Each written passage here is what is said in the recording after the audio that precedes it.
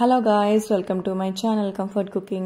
இன்னைக்கு நம்ம பார்க்க போற சிம்பிளா பண்ணக்கூடிய ஒரு சைடு டிஷ் தான் முட்டை வெள்ளை குருமா. எப்படி பண்ணலாம்னு பார்க்கலாம்.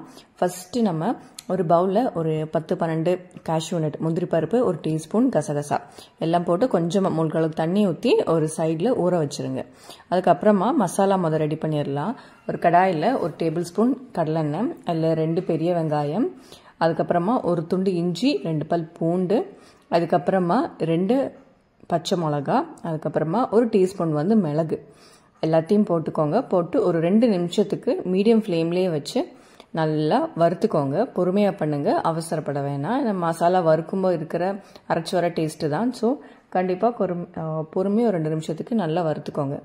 இப்போ பாத்தீங்கன்னா நான் நல்லா வதக்கிட்டு இருக்கேன். பொறுமையா பண்ணுங்க. ஒரு 2 நிமிஷத்துக்கு இந்த மாதிரி வதக்கிட்டோம்னா பாத்தீங்கன்னா இப்போ நல்ல ஆனியனோட கலர் வந்துச்சு. பாத்தீங்கன்னா மசாலா இப்போ வெங்காயம் எல்லாம் நல்லா வதங்கிருச்சு. இஞ்சி பூண்டு எல்லாமே நல்லா வதங்கி இருக்கும். இப்போ நம்ம அதை ஆற வச்சு ஒரு மிக்ஸி ஜார்ல இந்த மாதிரி போட்டு நம்ம முன்னாடி ஊற வச்சிருந்தோம் இல்ல முந்திரி பருப்பும் கசகசாவும் அதுவும் இதுல ஆட் பண்ணி கொஞ்சமா தண்ணி ஊத்தி நல்ல ஃபைன் பேஸ்டா அரைச்சு எடுத்து மாத்தி வச்சுக்கலாம்.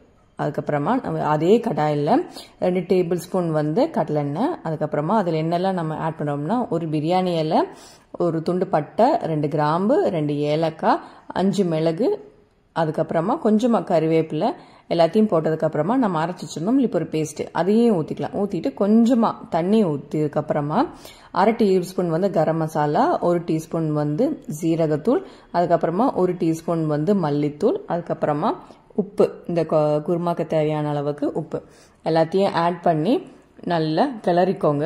நல்லா கிளறி விட்டுக்கோங்க. இந்த மாதிரி கொஞ்சம் நல்லா மசாலா எல்லாம் எல்லா இடத்துலையும் வர்ற மாதிரி நல்லா மிக்ஸ் பண்ணிக்கோங்க. பொறுமையா பண்ணுங்க. எல்லா இடத்துலையும் மசாலா போகணும். மீடியம் ஃப்ளேம்லேயே வச்சுக்கோங்க. ரொம்ப ஹை ஃப்ளேம்லேயும் லோ ஃப்ளேம்லேயும் வைக்க வேணாம். மீடியம் ஃப்ளேம்லேயே வச்சு இந்த மாதிரி நல்லா கிளறி விட்டு நல்லா கொதி வரட்டும். ஊற்றும்போது கொஞ்சம் தண்ணியாக இருந்திருக்கும். ஓகேவா? இந்த மாதிரி கொதி வரும்போது மூடி வச்சுக்கோங்க. மூடி வச்சு ஒரு 2-3 நிமிஷம் நல்லா வெந்ததுக்கப்புறம் பார்த்தீங்கன்னா கொஞ்சம் கெட்டியாக இருக்கும். நம்ம ஊற்றின பேஸ்ட்டில் கொஞ்சம் இப்போ கொஞ்சம் திக்காக ஆரம்பிச்சிருக்கும். பார்த்தீங்கன்னா உங்களுக்கே நல்லா தெரியும். நடுவில் கிளறி விட்டுக்கோங்க. மூடி வச்சுருந்தாலும் ஏன்னா அடிப்பிடிக்காமல் இருக்கணும்ல, அதனால நடுவில் கிளறி விட்டுக்கோங்க. இப்போ பார்த்தீங்கன்னா கொஞ்சம் கெட்டியாக இருக்குது. ஸோ நம்ம இப்போ என்ன பண்ண போகிறோம்னா கொஞ்சம் நல்லாவே இன்னும் கொஞ்சம் கெட்டியாக வர கொஞ்சம் நல்லா இந்த மாதிரி கொதிக்க விட்டுக்கலாம். கொதிக்க விட்டதுக்கு அப்புறமா நான் தேங்காய் பால் எடுத்திருக்கேன். ஒரு மக் இருக்குல்ல, அந்த மக் அளவுக்கு சும்மா ஒரு 3/4 டம்ளர் தேங்காய் பால் எடுத்திருக்கேன். அந்த தேங்காய் பால் இதில் ஊற்றி திருப்பி நம்ம நல்லா கிளறி விட்டு நல்லா கொதி விட போகிறோம். ஓகேவா? ஏன்னா முதலே மிளகு, பச்சை மிளகாய் எல்லாம் போட்டிருக்கோம். எல்லாமே காரம். அந்த காரம் கொஞ்சம் இதாகிறதுக்காக தான் தேங்காய் பால் ஊற்றிருக்கோம். ஊற்றினா கொஞ்சம் நல்லா டேஸ்ட்டாகவும் இருக்கும் குருமா. ஸோ கண்டிப்பாக தேங்காய் பால் ஆட் பண்ண பார்த்துக்கோங்க. இப்போ பார்த்தீங்கன்னா மூடி வச்சு மீடியம் ஃப்ளேம்லேயே ஒரு 4-5 நிமிஷம் இதே மாதிரி வேக வச்சதுக்கு அப்புறமா தேங்காய் பாலும் இந்த மாதிரி கொஞ்சம் கெட்டியாக ஆரம்பிக்கும். ரொம்ப தண்ணி இல்லாமல் அதோட குருமாவோட பதத்துக்கு வர ஆரம்பிக்கும். இந்த மாதிரி நல்ல கொதி வர டைமில் நான் சைடுலேயே முட்டையை வேக வச்சு எடுத்திருந்தேன். ஒரு 3 முட்டை எடுத்திருக்கேன்.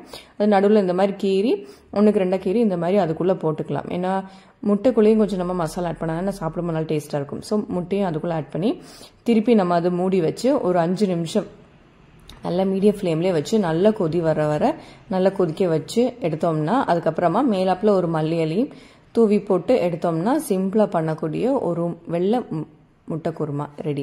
ஓகேவா? இதுக்கு சைட் டிஷ்ஷா நீங்க தோசை, சப்பாத்தி, சாதம், கீ ரைஸ் அந்த மாதிரி எது கூட நீங்க கூட வேணா வச்சு சாப்பிடலாம். நான் இன்னைக்கு இடியாப்பம் மாதிரி வச்சு அதுக்கு சைடில் இந்த வெள்ளை முட்டை குருமாவும் வச்சு சர்வ் பண்ணி இன்னைக்கு சாப்பிட்டோம். ஸோ கண்டிப்பாக எல்லாரும் ட்ரை பண்ணி பாருங்க. ட்ரை பண்ணி பார்த்துட்டு எப்படி இருக்குன்னு காமெண்ட் செக்ஷனில் சொல்லுங்க. ஓகேவா? தேங்க்யூ ஃபார் வாட்சிங். For more videos like and subscribe to my channel.